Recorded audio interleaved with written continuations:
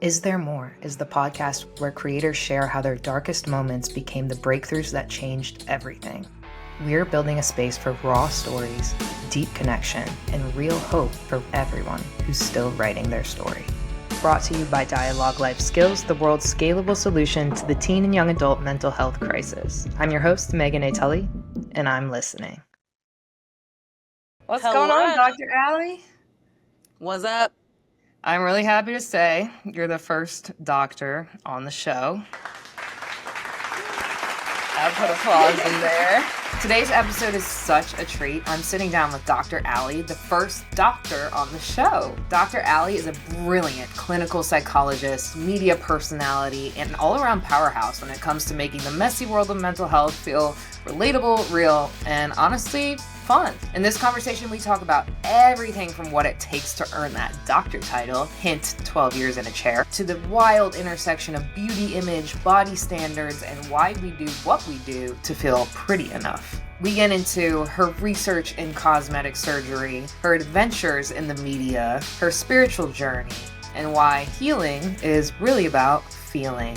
This one is full of laughs, real talk, and deep truths that might just change the way you see yourself and others for the better. I think it's exciting to be the first person who's sat down in school in a chair for 10 years. Basically, that's what it is. Probably more, because it was 8 years of grad school and then the 4 years of college. So that's 12 if I can do math, which sometimes...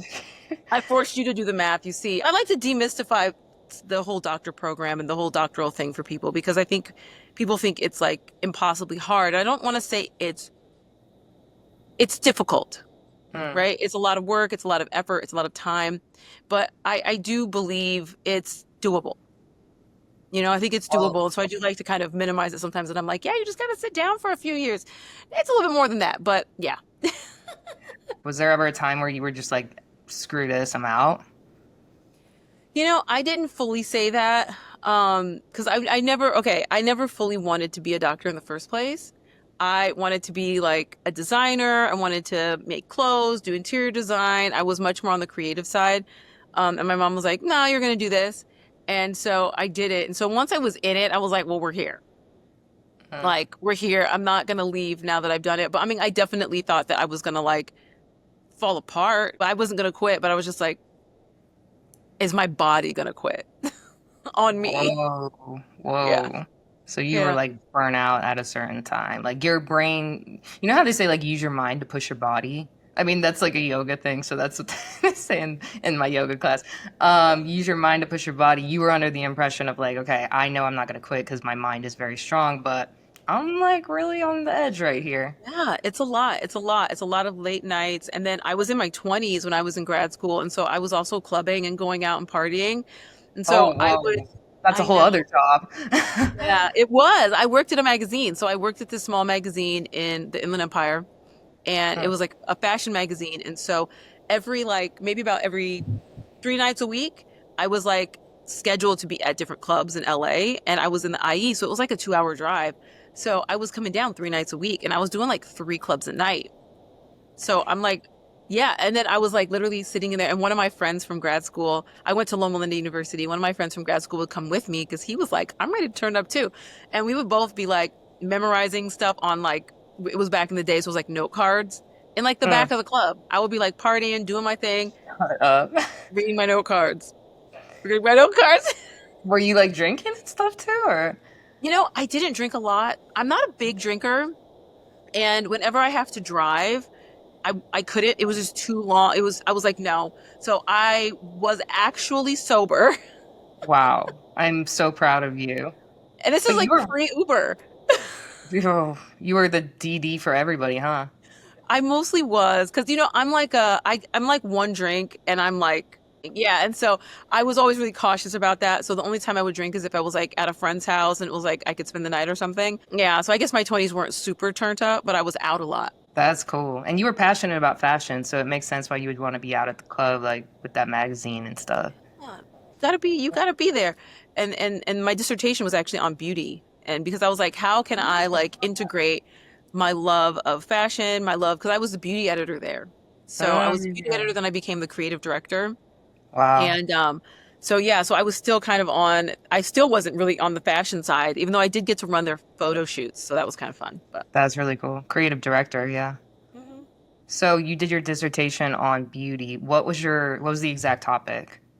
It was on cosmetic surgery and body objectification, on how I ended up talking a lot about media images and how media images shape the way we see ourselves, Mhm. and how the way that we see ourselves impacts potentially whether we decide to get surgery or not, and the types of procedures we get, and then how we actually in turn feel about our bodies. Wow. Yeah, I saw you posted recently on Instagram like a rhinoplasticity post. And I had to Google what that meant. I was like, rhino, that means nose. Yeah, yeah. In probably Latin, I'm guessing, right? Rhino. Probably. Yeah, people are getting like these ethnic rhinoplasties for sure. Like, and there was a whole conversation about this girl on TikTok, this black girl that got this nose job, and the internet didn't like it. Uh, The girls on TikTok were upset, which I'm just basically like, calm down, okay? not your You're nose. not, so here was the perspective. The perspective Okay. was, you're a black girl, be proud of your nose, be proud of your face, don't change it just because society is telling you. But then society was attacking her for doing it and telling her, oh, it looks bad. I mean, people were saying things that I'm not going to repeat because I don't think it's valuable. But Right. they were being nasty. And so my perspective was, okay, so do you think you're fixing the racism within the beauty system by being genuinely shitty to this girl? No. So it's like they feel like they can't go in this direction because they're not quote unquote pretty enough, but they also can't come back in this direction because now they don't look like how they originally looked. Because I'm like, who does look how they originally looked? Was I born with hair extensions? Was I born with earrings on and eyebrows? And no, we all do something. So let's be okay. Some people are born flawless, but most people not. Impossible. Most people not. You know, I wonder if it was the same people who were telling her, like, why are you changing your identity? Or the same exact people who were like, what the heck? Why did you change your nose? Like, Exactly. it So feels I'm like probably it was the trolls. The trolls on the exactly. internet. And so my big perspective was like, there's a reason people change their faces and their bodies and get work and surgery and dye their hair and do all of these things. And let's be a little bit more empathetic by one, understanding some of these societal things that are real, Yeah. right? And then understanding that if we want someone to feel good in their body, you tell them how great they look. You support them. You treat them nicely. You don't beat them up. That's never going to make somebody feel better, you know? So I'm like, I mean, if you're trying to do the job of making her feel good, you're failing at that. Yeah. Where are you coming from right now? Are you in LA? I am in LA. Yeah. I'm in delightful, wonderful East LA, Pasadena. Love it. Nice. Obsessed with Is that it. where you grew up? In LA? No, I grew up in Orange County, California. Okay. Okay. I'm an Orange County girl. How Yeah. was that? It was a lot. I loved it, right? I loved it when I was a kid. It was like very safe, very ideal, very, picturesque. Lots of access to, funds, finances. It was nice. But there's this concept called the orange curtain. Have you ever heard of that? Well, no, but I was in Orange County the other day, like during Juneteenth, and I was just like driving around, looking around, being like, I wonder if there's any Juneteenth events down here. I would probably say probably not. So is that what you're referring to? Like, Yeah. it's like white land? Yeah, and the orange curtain, it's a shielding, a shelter from kind of like the realities of the rest of the world. And it is definitely lined in whiteness, right? It's coded in kind of this like, the baseline is white, the baseline is wealthy, and you're kind of hidden behind it and you don't realize what the rest of the world is experiencing because you're looking at everything through this curtain. So you don't see, you're blinded. And then once you walk out from behind it, you're kind of like, oh, wow. Is this what the rest of the world is? Okay. Interesting. So do you feel like you grew up like that? Yeah. Okay. And Even obviously as a black person, I don't think anyone's confused about my ethnic identity. We talked about being black. We engaged in a lot of, classically black activities. I don't know what we did all the things, but still there was just that level of like, if you're not encountering it every day. And so when I went to college, I went to an HBCU and I was exposed to so much beautiful diversity, so many types of people that I was like, this is amazing. I was like, I need more of this. So yeah, Yeah. curtain was ripped down. That's crazy. Can you tell me more about, like, I've heard a lot of, you're obviously black, but mixed people have a hard time fitting into white or black culture. It sounds like you were from an affluent family, and so you grew up in that kind of area, but you also were so excited to be in an HBCU. Would you say that your status, I guess, affected your ability to connect within races or cultures, or how did that feel to you I growing up? I was always very confused by that because I did feel like, I didn't always fit in. No. Uh-huh. People would often say like, "Oh, you don't speak like me. I don't, oh, you talk like a white girl." And I always took issue with that because I Uh, felt like if black is inclusion into the ethnic identification and the ethnic group of being from, descendant from slaves that were brought here during the diaspora, then it's not necessarily about how I communicate or the way in which I speak or the amount of money my parents have, because you can have tons of money and be black, you can have not a lot of money and be black, you can be in between and be black. And so I was always kind of confused by that. But I think that there is a lot of vested interest in kind of like the powers that be in keeping groups infighting. And, uh, like in the black community, there, for example, there's like colorism, which is actually in most communities, like all communities across the globe that have a range of colors, there tends to be colorism embedded. And so I uh, kind of feel like there's reasons for wanting to keep people separate. And I uh, think that was something that was just happening at the time period in the 90s. This was 90s, early 2000s. And I don't think we were as aware of some of these powers that be. Not saying it's like a conspiracy theory, but I think it definitely does help certain systems if people are not paying attention to the system that's disempowering them, instead fighting with other people that are also disempowered. you said And help certain systems if people are not paying attention to the system, because then they're within the system. Mhm. So you felt like you didn't understand why you were being treated differently by anybody. You just Yeah. didn't really understand the socioeconomic aspect of being black or just being a person too. Did I get that? Yeah, because I definitely understood the history of redlining, the history of how Black folks have been excluded from lots of different industries. And my family got access to money because of medicine. So Uh-huh. most of the people in my family are doctors. I'm actually the eighth doctor in my immediate family. Wow, that's a That lot of doctors. everyone's a doctor. My grandfather, my dad's dad was an anesthesiologist in LA. And so they lived out here, comfortably in the 60s and the 70s, 50s, 60s, 70s. And then all my uncles were doctors except for one.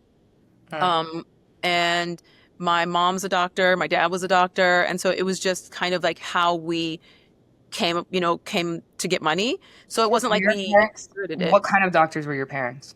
My dad was a family practitioner. So, the Okay. typical doctor that you go see for your like yearly appointments. And my mom is a psychologist, Ah, a okay. pediatric psychologist, Oh wow, okay. And your degree is in clinical psych, clinical psychology, clinical okay. So psychology with emphasis in health. health, meaning like physical health, or what does health mean? The intersection of how your body impacts your mind and how your mind impacts your body is what the classic health psychologists would do.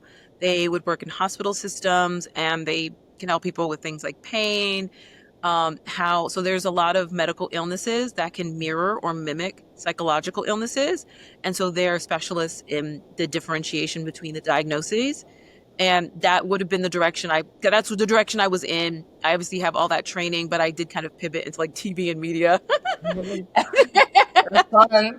Can you I think diagnose people? Like, yeah, do you I would still? diagnose then, not now. I Okay, don't, okay, okay, yeah, yeah. yeah. Diagnostics is what is and was one of my specialties. I taught abnormal psychology at Cal State LA because diagnostics is something that I'm particularly good at. It takes an eye, but my dad used to also teach us how to diagnose when we were little. He would give Uh, us like case studies in the car. It would be like our car game. He would give us these like long vignettes about like a case or something he remembers from school, and then me and my little sisters would diagnose them. wow. Okay. Wow. That's fun. That's a fun little card game. It was fun. I used to like it. I was like, okay, so we're beginning with lower quadrant pain in the right lower quadrant. I'm like, what is the lower Excited, quadrant? Is that the excited. thigh? Okay, it sounds like you're like so intellectual. It sounds like you, even the way you described like how people were treating you, it sounds like you know like systemically, historically, even philosophically, like why things happen. But I'm missing out on like the feeling. Like, how did you like feel growing up? I'm trying to. I Did you felt even feel like were you always the one people came to for like answers and help, or like how was that? I was a very emotional child. I Oh was wow. like the exact opposite. I was very emotional. I was always like I was like if I was happy, I was super happy. If I wasn't, I wasn't. Like I was always in it. Very, very, very active. But yeah, I definitely always felt kind of outside. I never felt accepted by the white kids fully, but I didn't really understand why. Because I don't think I had connected the cognitive part of it and the philosophical part of it to it. I just was like, oh, these kids don't like me. And I didn't really get it. I didn't know if it was me or if it was something else. And I knew obviously that I was black and I knew that black was not what they were, but I didn't know that was like a thing.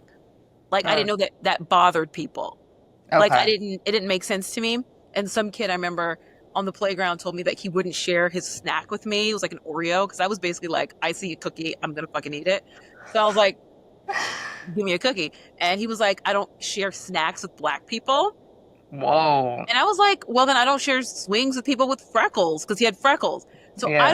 so I think I understood that it was like a physical for physical, tit for tat, but I don't Yeah. think I understood that it was about my race. Interesting. You know, I thought it was just like a Yeah. physical trait. Because I was like, oh, freckles. You know, I have a million people in my family with freckles, and I actually have always loved freckles, wanted them my whole life. You could put them on with the little, you could beauty freckles. You know, I have the little That would ones actually be that are cute like, on you. I have the little tattoo ones Oh, that cool. are gold. Have you seen those? No, but those would be really cute on you. I know everyone in my family has them. I was gonna say, what do you think about BBLs? But that's not my real question. What do you think about BBLs though? I mean, there's trends. There's always been trends in beauty throughout history, and there are some that are more dangerous. Because my focus, like being someone who's worked in health psychology, I'm clearly not a medical doctor, but I have and still consult with and worked closely with them for long enough. It's a dangerous procedure. Mm. So I am kind of like, a little cautious there. Like for me, I probably would never get one. Because they're I think one of the number one most risky procedures you can get because you're re-injecting fat into an area of Wow. the body where there wasn't that exact fat, and you can get like embolisms. But get a good doctor. There are doctors who do them very, very well. Because there's some that are fat injections and some that are actually silicone implants. Are those worse though, the silicone ones? I can't speak to what's better and what's worse, but I just know in general that they're a little bit riskier. And I mean, when it comes to like aesthetic, I mean, I'm sure it creates an aesthetic that people enjoy. And what it does is it exaggerates what's called a dimorphism. So a gender dimorphism. So basically, when we're all like 5, 6, 7, 8, 9, 10, we all kind of look the same, boys and girls, right? You'll style boys differently than girls, haircuts and different clothes, and girls will have longer hair and dresses and things like that. But in general, until you hit puberty, you kind of have similar types of body structure, straight up and down, whatever. Then we hit puberty and we start to see what's the dimorphisms emerge. So a dimorphism is a change or a difference between two genders. So one of the primary dimorphisms we see is women get more body fat than men do. We have, breast up fat, upper back fat. We'll have more fat in our hips and our thighs to kind of create that like hourglass. And that's one way that our ancient ancestors could tell the difference at a distance of like male, female. Do I procreate with this? Do I fight it? Right? What do I do? Right. What do I do? Are those the same like mechanism, procreate or fight? Basically. Really? At Interesting. the base of it, Core, right? Yeah, like the lower, yeah, like the root chakra, like yes. Exactly, It's right? like Am I safe with this person that's approaching me? I need to quickly assess it. And that's what beauty is as well, right? It's telling us, based on what we've learned from our culture, am I safe? and you look at somebody really quickly within a few milliseconds and you assess your safety. If someone is female, well-dressed, attractive by the standards of the culture, you probably will feel more safe than like a really large male that might be acting in a way that's uncommon for your society. Maybe they look unkempt.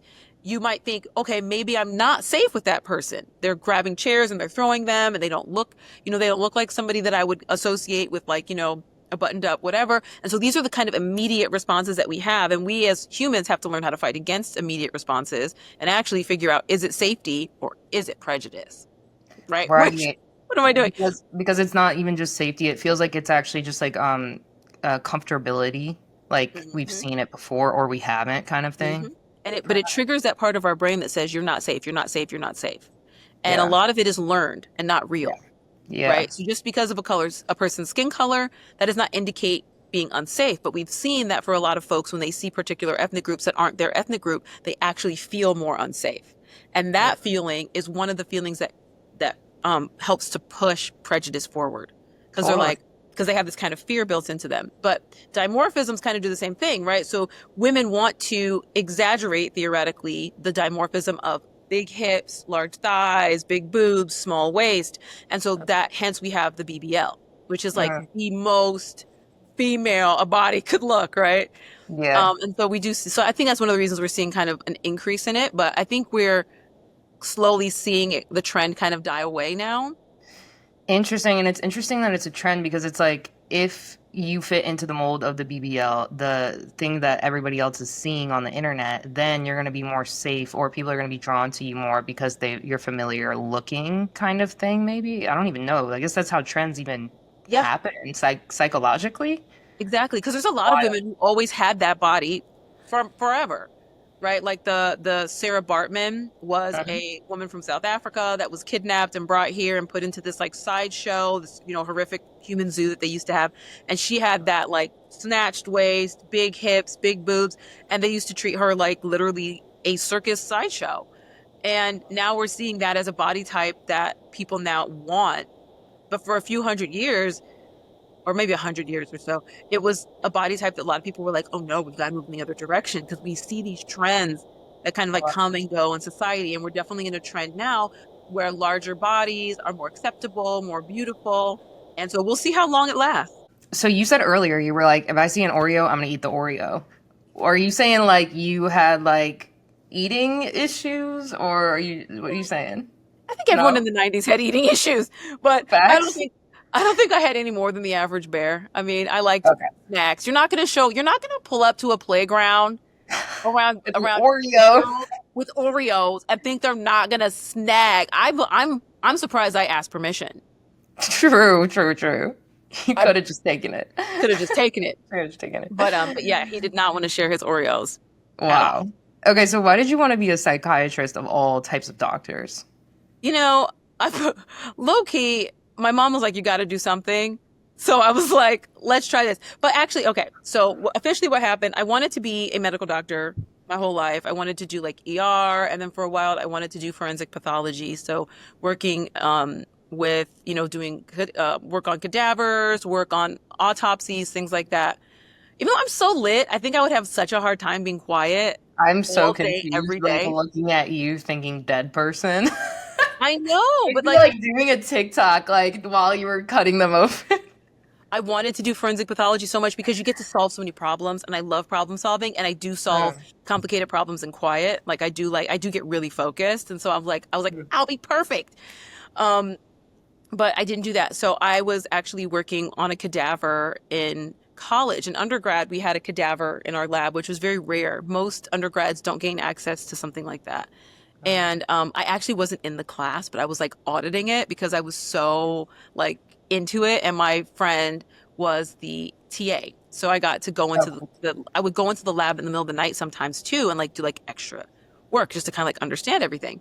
Yeah. And I was realizing, so this was back in like 2003, 2002. And the cadaver we had was a trans woman. Whoa. In 2003, 2002. Yeah. And so a lot of people in the class were very intrigued by the procedure, right? They were like really into her body and like understanding her anatomy. And I noticed that I wasn't as obsessed with that. I was noticing her nails. She had this like red chipped nail polish. And I was wondering what happened to her the last few months of her life. She's obviously taken pride in her body. She was fit, in shape. And so it's like, obviously she was someone who really cared. So what was the story? And that's when I was like, am I supposed to be a psychologist? So that's when I changed my major. My junior year, I changed to psychology and made chemistry my minor instead of having a bio major. Oh my gosh. That's such a cool story because, like, that's such a character study, right? Like, chip nail polish on, like, a perfect, otherwise woman. Nothing had happened to her. I was just like, what happened? Like, what, So it was just very interesting to me. So you finished school, and then you were like, whatever, let me get into media. Let's talk about that. I literally graduated and was like, okay, I guess I have to be a professional now.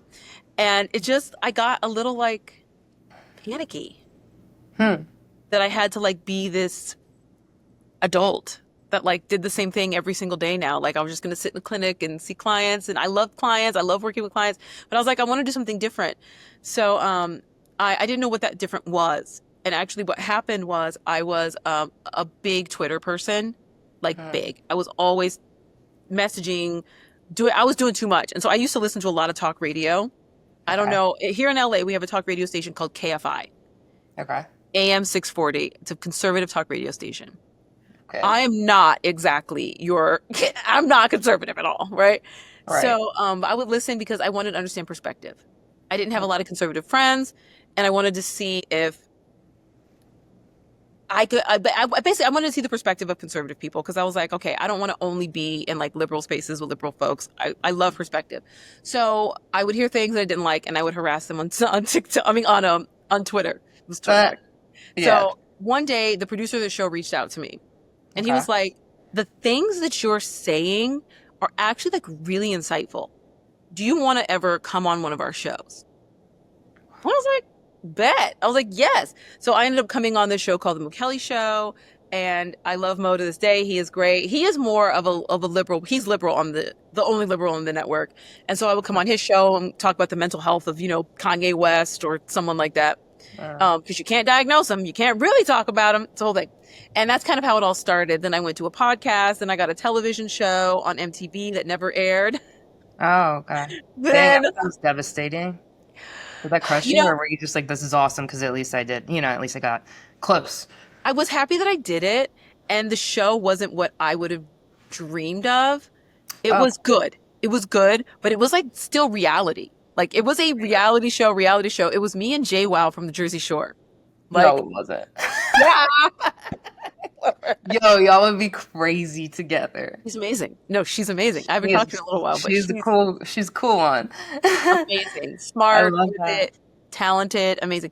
And but yeah, it was like such a cool experience that I got to like travel for a show, go to multiple locations, to multiple states. Like it was just a really, really, really amazing first TV experience. And then I got a few different shows on the Oprah Winfrey Network, and here we are. Wow. 6-7 shows in, and I've learned a lot about the side of the industry that I'm on, right? As an expert on TV. Like I'm not like a cast member. So I am a cast member, but I'm not. So it's different. Like they don't try to catch me in drama because I don't have any. I just show up to help people who do. Wow. Must be nice. Must be good for your mental health to be on TV with no drama. None. It's not bad at all. Yeah. I don't have to worry. I don't have any problems. It's pretty chill. That's really chill. What was the last show you did? One of the Oprah shows? The one on OWN. It was called Never Ever Mets. We did a season 2, and I think it's already aired. Like, because sometimes they film it and then they air it a few years later. I think they already aired it. So wow. Yeah, you didn't watch it? I have a hard time watching myself on TV. Really? It's so weird. You're not like used to it by now. I don't know. Some people, they just don't like to. Yeah. I can watch a few like short clips, but yeah, I've never just like, I don't just like sit down and watch them. And all my friends will be like, I just saw you on episode, and I'm like, cool, yeah. Hope I was good. Hope I was good. They'll be like asking me all these questions, and I'm like, they don't tell me anything about anybody else, right? Right. That's funny. Oh, So, yeah. okay, so you were on TV and you loved that. That was awesome. I'm, Love I can't biasly, I can say I'm glad you pivoted after school because you have so much personality and you're like great on camera. So I think it's meant to be. It's like my But favorite thing. yeah, I can tell. What are you working on now? I know you're writing a book, is that right? I'm writing a book. I might have heard that. It happened. You've heard it, through the grapevine. But yeah, it's a book on beauty, and Okay. it should be out in spring of 2026. Wow, it's so fast. I know, it's What's coming the so fast. title? What's the title? Problem with pretty. The Problem with Pretty. Yeah, Okay. and it is about the psychology of beauty, how, neuroscience and perception come in to shape the way that we see it, and what we can simultaneously do about it. Love that. Yeah, I think it's I'm pretty excited. We're in the editing process, so who knows what's going to be left in the book by the end of the day. I'm kidding. Right. Are you self-publishing or do you have a publisher? I have a publisher. I'm Wow, that's with big. a publisher called 𝗧𝗵𝗲𝗿𝗲. They're Okay. Legacy Lit imprint, Nice. and I'm in love with the staff. It's a process. This is my first writing. I've never written anything before. Other than dissertations. I've For your written dissertation, research. yeah, I was gonna say. Your Like, paper? yeah, I've published, scientific journals, and that is a whole different universe of Mm, writing than this. And they're all these new muscles that I'm learning to strengthen and flexing. And it is such a learning process. Like, I may need to figure out how to host a workshop on being a first-time author, because give we me a little should. bit of time though, but it's a lot. Yeah, I can imagine. I think like a lot of people get really scared about that process, but so many people should write books because, especially experts, you guys have so much to share. So it's like, why not? And then that's a different, income stream for you. So why not? Listen, I love an income stream. But yeah, it's been a passion project because, like I said earlier, I wrote my dissertation on cosmetic surgery and body objectification, Yeah. and I've worked that into the book because the whole time I was writing the dissertation, I was like, I could turn this into a book. Nice. So you already planted the seed back then. Yeah, like a million years ago, I was like, I want this to be something more palatable because I had this whole perspective that I love research, right? I love it. I think it is important. I think it is necessary. And at the same time, it's not accessible. Mm, People aren't paying hundreds of dollars a year to have access to this one specific journal where you've published. And then even if they do, the average person cannot read all that jargon. Like, the terms that we use are wild. Like, I was reading a scientific paper this morning and I had to Google a lot. I had to look up a lot of those words. I was like, what is this? that's And great. not everybody wants to have to Google 20 words to understand 3 sentences. That part. And so I thought it was really important to take the jargon of my dissertation, which is necessary for the industry, and make it plain and make it applicable and make it accessible to the people who matter. The people that I partly studied, right? The people that I think could benefit from it. How do they actually get access to this in the random dissertation journal or wherever it was published? So I wanted to make sure I could do that, and it's happening, and I am Nice. blown away. Yeah, that's really cool. Congratulations on your book. That's going to be awesome. I can't wait to see it. And we will advertise it when it comes out. Dr. Allie is so cool. I met her in 2024 at Hollywood in Mind when she was speaking on a panel. And in 2025, I was filming people for the Hollywood in Mind Summit, and she ended up showing up late, and I put her on camera. And while I put her on camera, she told me, Anytime you get a room full of people together, I want to get on the microphone and talk about mental health. I literally get mad and jealous. That's why I'm not inside right now, because I'm like, yo, but can I be up there though? that's when I told her, hey, you should be on the podcast. So she loves to educate. She is so knowledgeable and she has so much wisdom and so much to share from her own personal journey, but also from many perspectives of all these people she's worked with throughout her life. That was Dr. Allie, and this has been Is There More? Thanks for listening. If you guys like this episode, please give it a like, please subscribe, and we'll see you on the next one. Pause here, take a breath, then come back for part 2.